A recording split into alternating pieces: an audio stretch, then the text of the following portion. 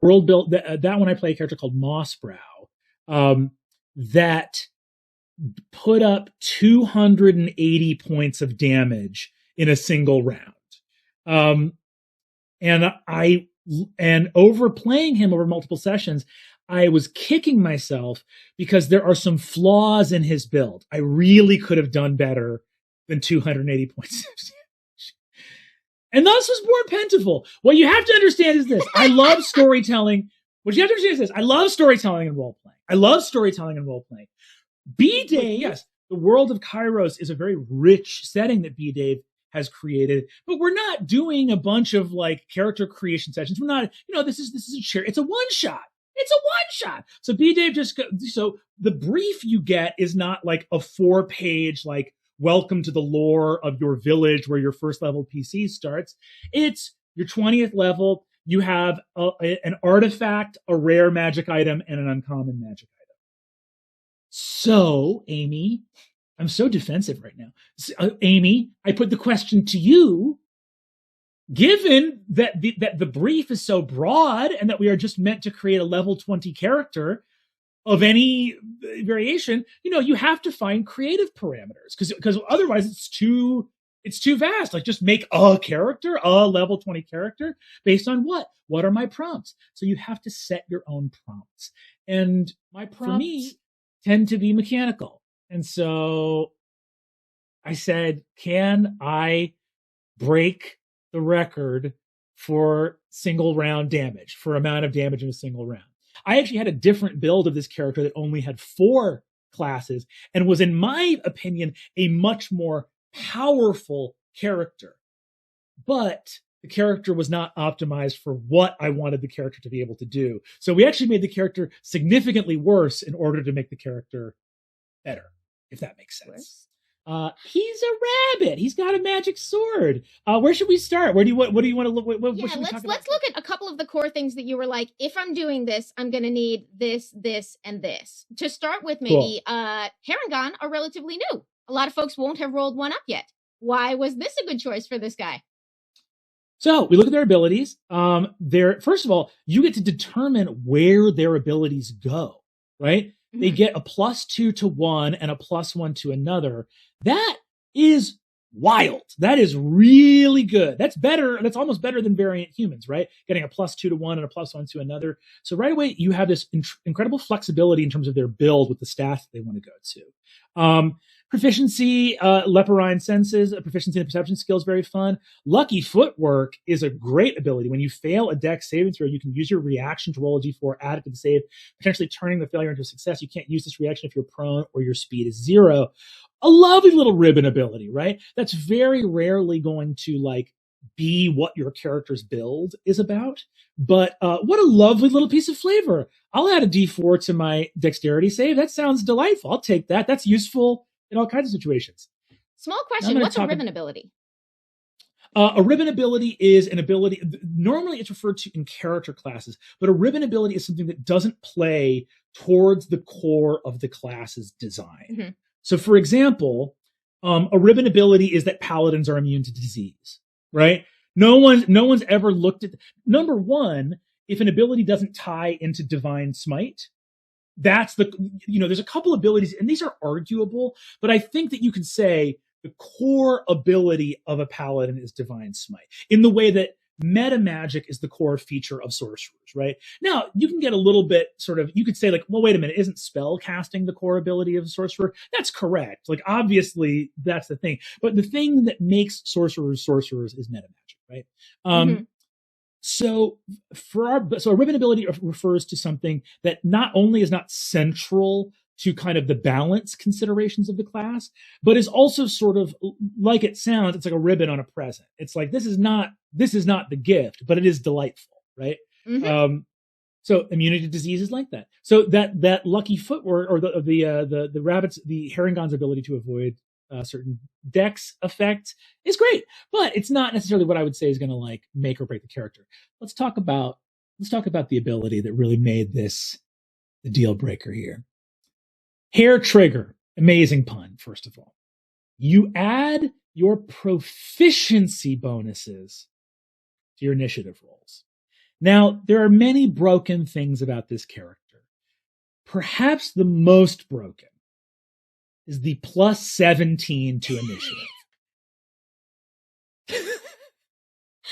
This was, if there was one thing that jumped out at you from this sheet, it should perhaps be the section under initiative, which is higher than your armor class.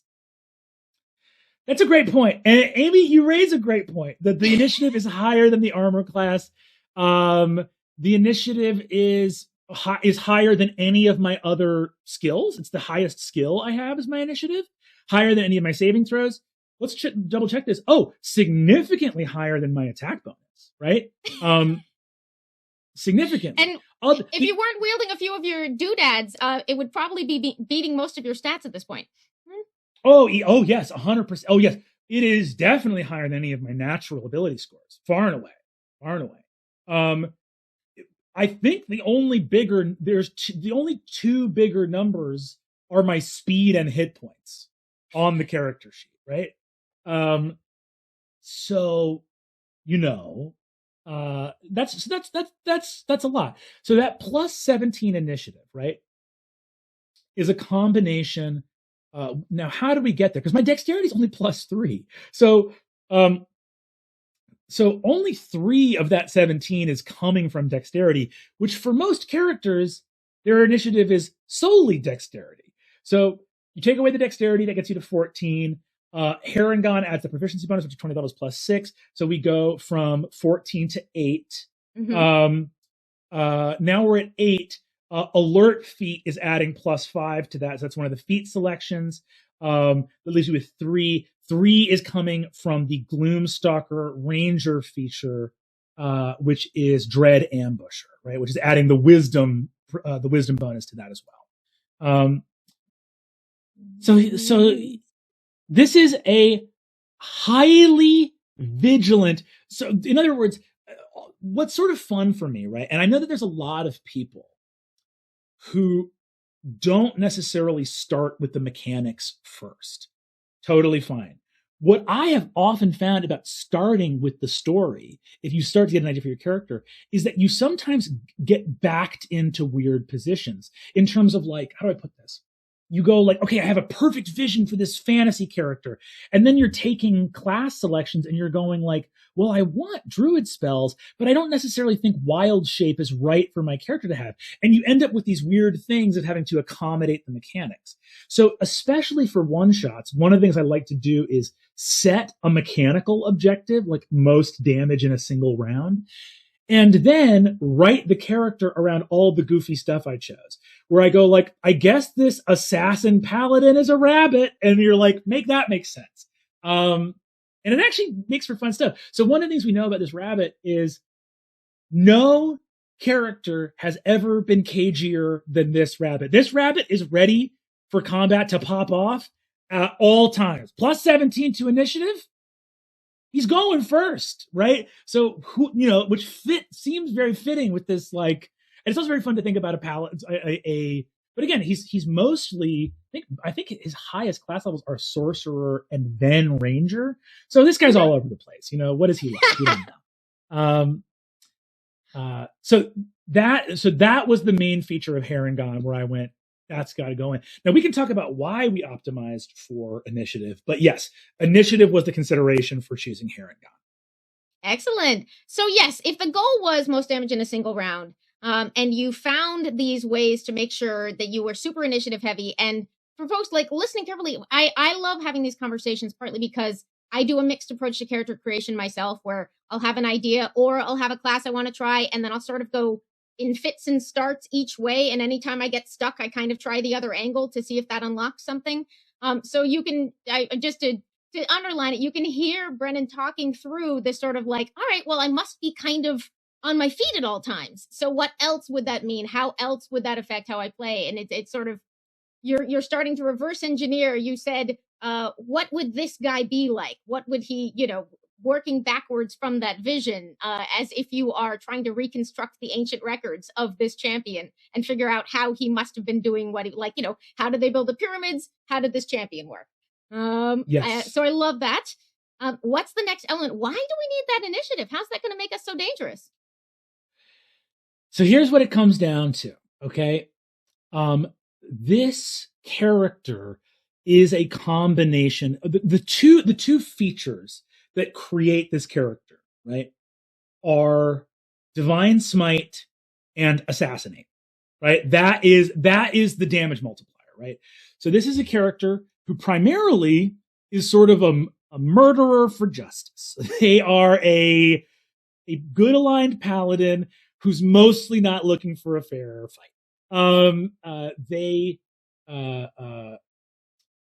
So to clue people in, the key features of this class are represented in their first 5 character levels, which is Divine Smite at 2nd level of Paladin. And then at the 3rd level of Rogue, you choose the subclass Assassin. So I'll just read these features real quick. Divine Smite. When you hit with a melee weapon attack, you can expend 1 spell slot to deal 2d8 extra radiant damage to the target, plus 1d8 for each spell level higher than first, right? To a max of 5d8, you get an additional plus d8 against undead or fiends, right? If you then go to your rogue features, at 3rd level, you get Assassinate. You have advantage on attack rolls against any creature that hasn't taken a turn in the combat yet, and any hit you score against a creature that is surprised is a critical hit. So, this character is built around trying to get the surprise round, right? Trying to get the surprise round, to try to pop off before anybody knows he's there. The spell selection for this character across both the Ranger class and Sorcerer class, from Gloomstalker, he's got Pass Without Trace, which means with the expertise, he's rolling, I think, a plus 25 to stealth, right? With Pass Without Trace active. So trying to get to this place. The main spells that that Pennival is going to try to have active before combat jumps off are Pass Without Trace to get into position. You know, he's found some fiend or undead that is a threat to all the fine rabbit folk of Kairos. And he rolls up with Pass Without Trace. And also, critically, 2 spells that are not concentration, which are Mirror Image and Blink. You will notice Pennival, for a melee combatant, does not have the best hit points at 145. Like, okay, but for 20th level, not a tank, right? And his armor class at 16 is pretty low.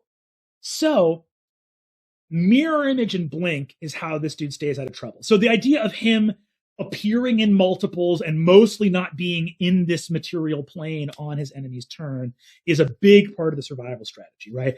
Very rabbit-like, too. The idea of like, well, if you're in a fight, the best way to take a hit is not to take it at all, right? And whoop, he's just gone into a magical rabbit hole. He's a real Bugs Bunny murderer who should be able to put up 400 plus damage in round 1. So Assassinate is, if you get that surprise round off, it is advantage on everything and auto crits when you hit. Divine Smite, so powering those, and again, he has 7 levels of sorcerers to get all these high level spell slots to power those Divine Smites. So now we get into where these other goofy kind of classes come up, right? Because there's Gloomstalker for Ranger, and then there's the 2 levels of Fighter. Additionally, remembering that once he's in position, he drops the Pass Without Trace to throw haste on, which is going to give him an extra weapon attack. So in that first surprise round, on average, he's going to have an initiative of 27 or 28, right? In that surprise round, he should be able to get the drop on the person, meaning that the person is both surprised and has not acted yet. Mm-hmm. And he should be able to hit them 6 times in that first round, which is attack, extra attack with the 5th level of Ranger, action surge from Fighter for 2 more attacks. Gloomstalker throws an extra attack in the first round of combat, which also has an extra D8 damage. And then haste is giving you that extra sword attack. So there's either he will have bonus action cast haste, or he will bonus action convert sorcery points to be able to drop a max level smite on all 6 attacks, assuming he hits. I know I'm going on a lot. This is exhausting even to me. But this is the price you have to pay.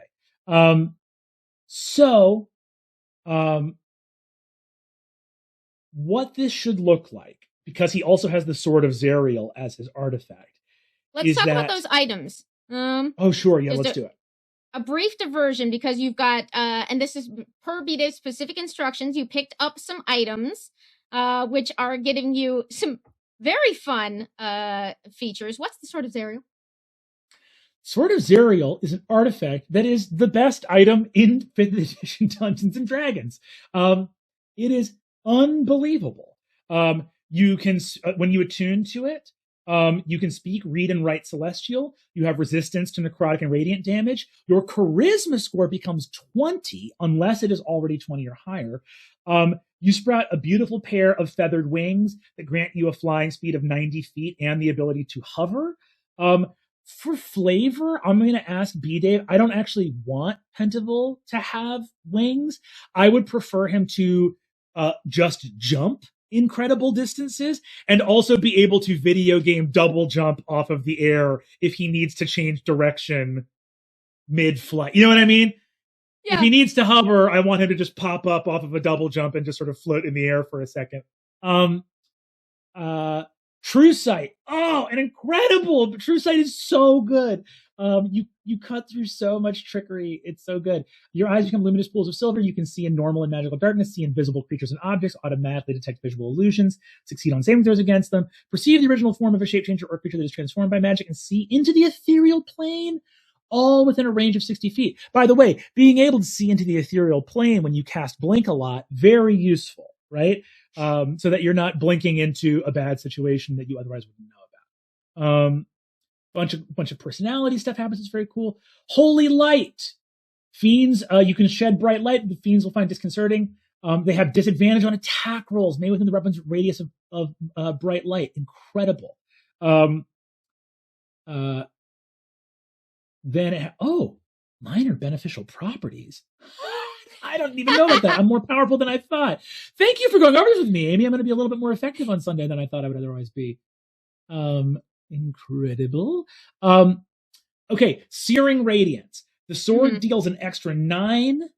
The sword deals an extra 2d8 radiant damage to any creature it hits, or 3d10 if you're wielding the weapon with 2 hands. Pentaval, who's optimized to deal damage, is certainly wielding it with 2 hands. An evil creature that takes this radiant damage must succeed on a DC 17 Constitution saving throw or be blinded until the end of its next turn.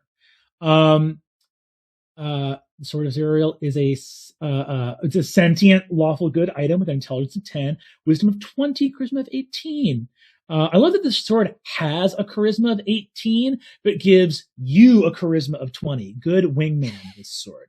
I love that the sword's like, we're both very good, but you're in charge. But you're in charge. Yes, exactly. And then Truth Seer. While holding the sword, you gain advantage on all wisdom insight checks. So talking about ribbon abilities, right? The sword is incredibly, not only is it incredibly busted just for like its damage capabilities, but it also gives you all this cool stuff. True Sight. I love it. True Sight's one of those abilities that's like, it's probably not featuring into optimizing your build. It is incredible. You always want that if you can get it. It's just so good. Now I'm curious, are you planning to take advantage of the personality suggestions that come with the Sword of Zariel in any way? Yes. So of these personality suggestions, right? Personality trait, I treat all beings, even enemies, with respect. Ideal, charity, faith, responsibility. Bond, I must keep a written record of my beliefs, or I have cherished memories of Idle Glen. With all of these, what's sort of interesting about these suggested flaws and abilities is that there's an element of the sword which it affects an evil creature really intensely, right? Because it sort of forces an alignment change. If a good creature wields it, it's sort of an interesting element of you being like, I am charitable to all people I meet, or I'm kind and respectful to all people I meet. And it's, so there would sort of be this weird thing where people were like, I guess Steve is nicer than he used to be. There's this weird thing of like, if you were already a good person, the effect the sword has on you is like just a little bit more paladin-y than you used to be, right? I love that. So that charisma bonus is also, of course, people tracking the classes at home. You are both a paladin and a sorcerer, so not a bad thing to have. Not a bad thing to have. Gives you +5 on all of your spell DCs and spell attack bonuses. And also, right, like there's a bunch of paladin abilities associated with charisma, right? There's like turning attempts and other things like that. There's like it's good. It's quite good. So that item is busted to bits. It's incredible. Butcher's Bib is one I have never used before. That's going to give you some optional rerolls for weapon damage, although you'll have to use the second one. And does your Sword of Zariel do slashing damage? It does. Oh, so a critical hit on a 19 or 20, huh? Yes, that's correct. Sounds extremely handy. Also, the fact that your very, very holy rabbit is running around with a permanently bloody Butcher's Bib.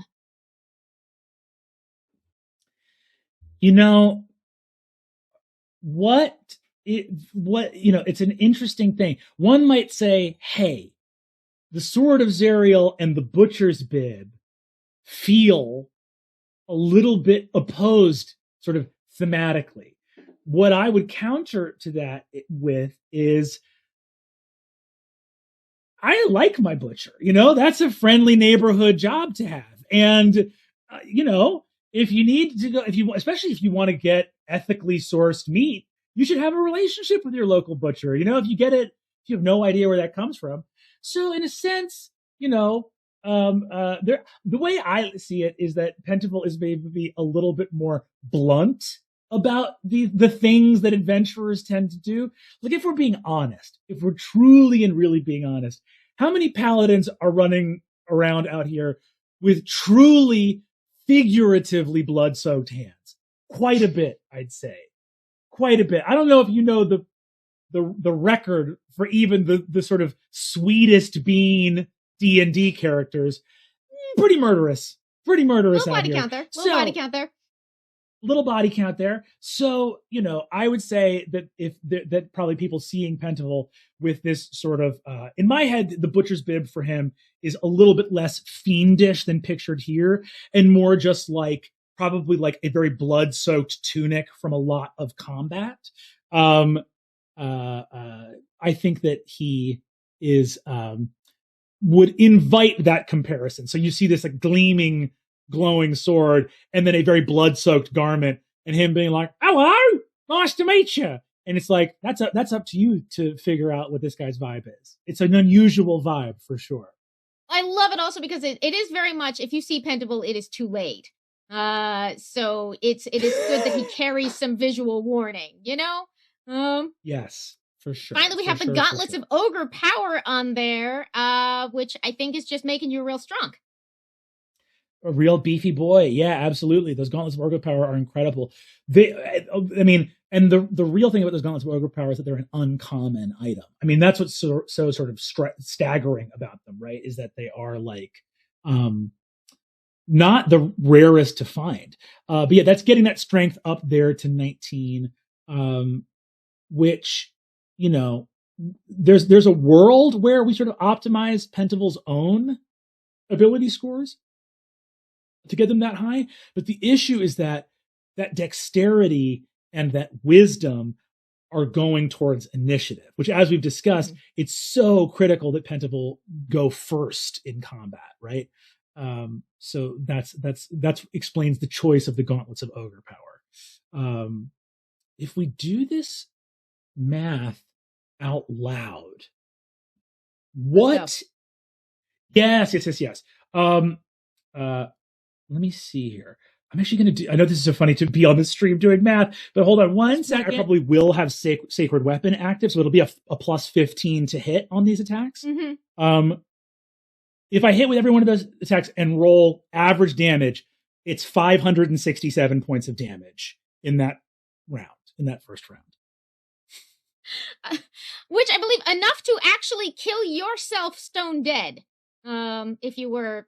I could kill 3 of me, easy. No question.